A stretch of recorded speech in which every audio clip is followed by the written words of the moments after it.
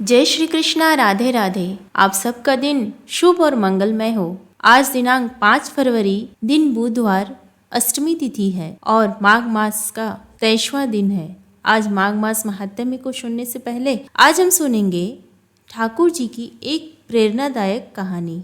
ठाकुर जी की सेवा में अहंकार नहीं, विनम्रता रखें। कमल किशोर सोने एवं हीरे जवाहरात बनाने एवं बेचने का काम करता था। उसकी दुकान से बने हुए गहने दूर दूर तक मशहूर थे। लोग दूसरे शहर से भी कमल किशोर की दुकान से गहने लेने एवं बनवाने आते थे। चाहे हाथों के कंगन हो, चाहे गले का हार हो, चाहे कानों के कुंडल हो, उसमें हीरे एवं सोने की बहुत सुंदर मीनाकारी होती थी। सब देखने वाले देखते ही रह जाते। इतना बड़ा कारोबार होने के बावजूद भी कमल किशोर बहुत ही शांत एवं सरल स्वभाव वाला व्यक्ति था। उसको इस माया का इतना रंग नहीं चढ़ा हुआ था। एक दिन उसका कोई मित्र उसकी दुकान पर आया, जो कि अपने पत्नी सहित वृंदावन धाम से होकर वापस आ रहा था। तो उस मित्र ने सोचा कि चलो थोड़ा सा प्रसाद अपने मित्र कमल किशोर को भी देता चलूं। उसकी दुकान पर जब वह पहुंचा तब कमल किशोर का एक कारीगर एक सोने एवं हीरे जड़ित बहुत सुंदर हार बनाकर कमल किशोर को देने के लिए आया था। कमल किशोर उस हार को देख ही रहा था कि उसका मित्र उसकी दुकान पर पहुंचा। कमल किशोर का मित्र अपने साथ वृंदावन से एक बहुत सुंदर लड्डू गोपाल, जिसका स्वरूप अत्यंत मनमोहक था, साथ लेकर आया था। जब उसका मित्र दुकान पर बैठा था तो उसकी गोद में लड्डू गोपाल जी विराजमान थे। कमल किशोर लड्डू गोपाल जी के मनमोहक रूप सौंदर्य को देखकर अत्यंत आनंदित हुआ। उसने अपने हाथ में पकड़ा हुआ हार उस लड्डू गोपाल के गले में पहना दिया एवं अपने मित्र को कहने लगा कि देखो तो सही, इस हार की शोभा लड्डू गोपाल के गले में पड़ने से कितनी बढ़ गई है। उसका मित्र एवं कमल किशोर आपस में बातें करने लगे। बातों बातों में ही उसका मित्र लड्डू गोपाल को हार सहित लेकर चला गया। दोनों को ही पता न चला कि हार लड्डू गोपाल के गले में ही पड़ा रह गया है। कमल किशोर का मित्र अपनी पत्नी सहित एक टैक्सी में सवार होकर अपने घर को रवाना हो गया। जब वह टैक्सी से उतरे तो भूलवश लड्डू गोपाल जी उसी टैक्सी में रह गए। टैक्सी वाला एक गरीब आदमी था जिसका नाम बाबू था, जो कि दूसरे शहर से यहाँ अपने परिवार का पालन पोषण करने के लिए टैक्सी चलाता था एवं वह टैक्सी लेकर काफ़ी आगे निकल चुका था। आज उसको अपने घर वापस जाना था, जो कि दूसरे शहर में था।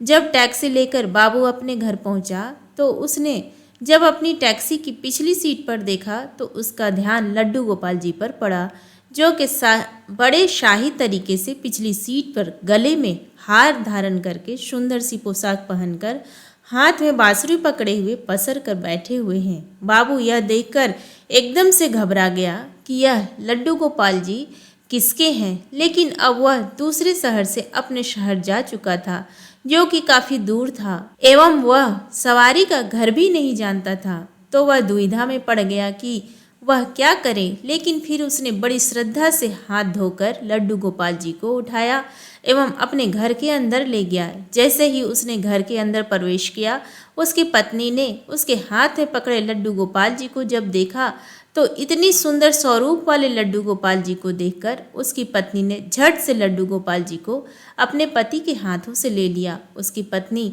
जिसकी 8 साल शादी को हो चुके थे, उसके अभी तक कोई संतान नहीं थी, लेकिन लड्डू गोपाल जी को हाथ में लेते ही उसका वात्सल्य भाव जाग उठा। उसकी ममतामयी एवं करुणामयी आंखें झरझर बहने लगी। ममतावश एवं वात्सल्य भाव के कारण ठाकुर जी को गोद में उठाते ही उसको ऐसे लगा उसने किसी अपने ही बच्चे को गोद में उठाया है। उसके स्तनों से अपने आप दूध निकलने लगा।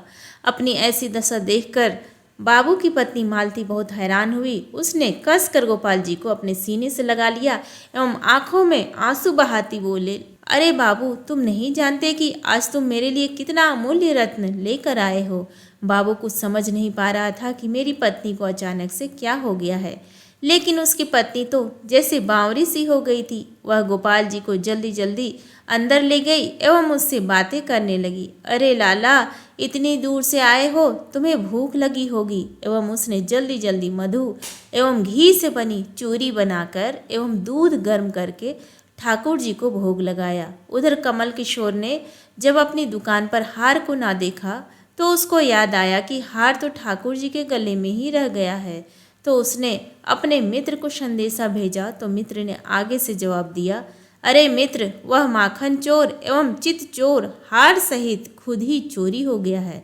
मैं तो खुद इतना परेशान हूँ। कमल किशोर अब थोड़ा सा परेशान हो गया कि इतना कीमती हार ना जाने कहाँ चला गया। मुझे तो लाखों का नुकसान हो गया है।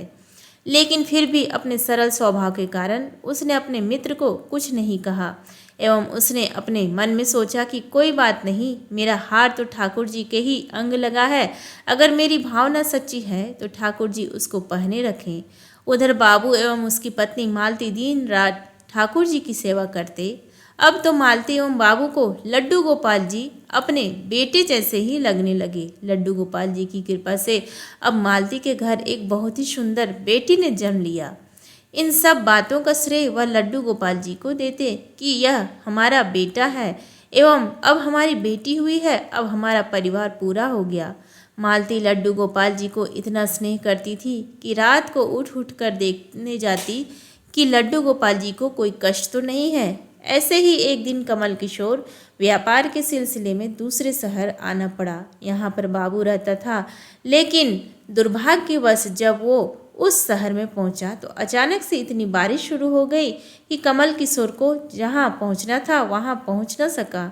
एवं तब वहां बाबू अपनी टैक्सी लेकर आ गया एवं उसने परेशान कमल किशोर को पूछा, बाबूजी, आप यहाँ क्यों खड़े हो? बारिश तो रुकने वाली नहीं है एवं सारे शहर में पानी भरा हुआ है। आप अपनी मंजिल तक ना पहुँच पाओगे एवं ना ही कहीं एवं रुक पाओगे। मेरा घर पास में ही है, अगर आप चाहो तो मेरे घर आ सकती हो। कमल किशोर, जिसके पास सोने एवं हीरे के काफ़ी गहने थे, वह अनजान टैक्सी वाले के साथ जाने के लिए थोड़ा सा घबरा रहा था, लेकिन उसके पास और कोई चारा भी नहीं था एवं वह बाबू के घर उसके टैक्सी से हाथ बैठकर चला गया। घर पहुंचते ही बाबू ने मालती को आवाज़ दी कि आज हमारे घर मेहमान आए हैं, उनके लिए खाना बनाओ। कमल किशोर ने देखा कि बाबू का घर एक बहुत छोटा सा लेकिन व्यवस्थित ढंग से सजा हुआ है।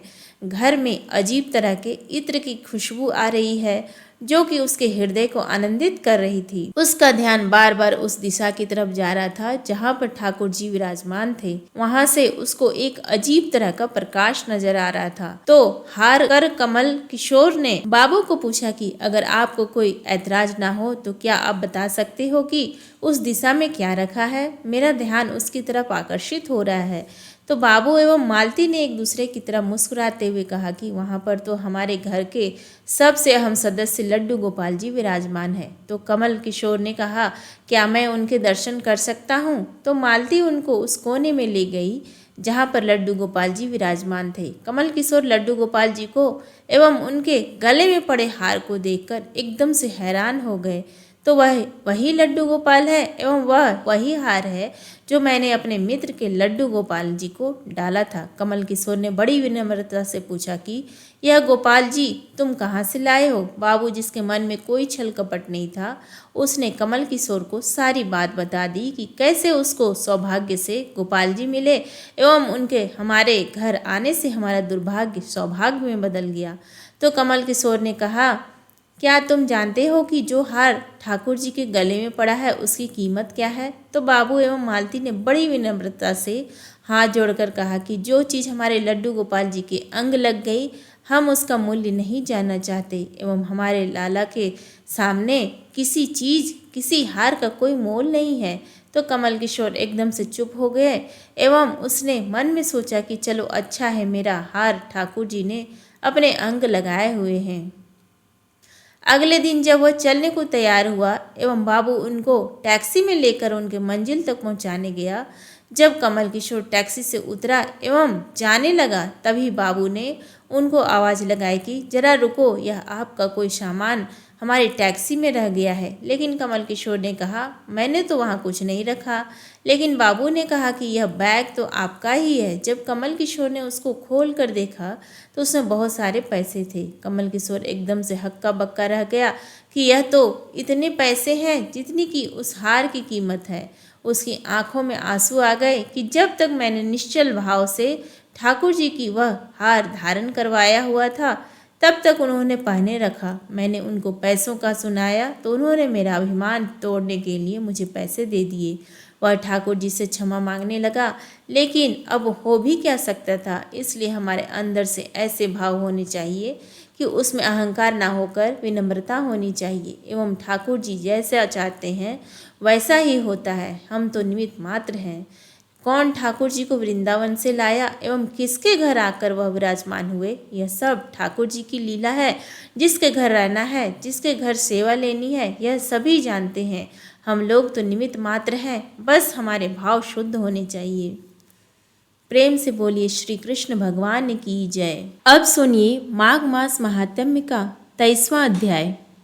लोमश जी ने कहा, एक समय देवद्युति नामक वैष्णव ब्राह्मण था। उसने पिशाच को मुक्ति दिलाई। वेद निधि ने पूछा, हे मुने, देवद्युति कौन था और बताइए कि उसने किस पिशाच को किस तरह से मुक्ति दिलाई। लोमश जी बोले, हे विप्र, देवद्युति का आश्रम सरस्वती के तट पर था। वहाँ सभी तरह के पवित्र वृक्ष थे।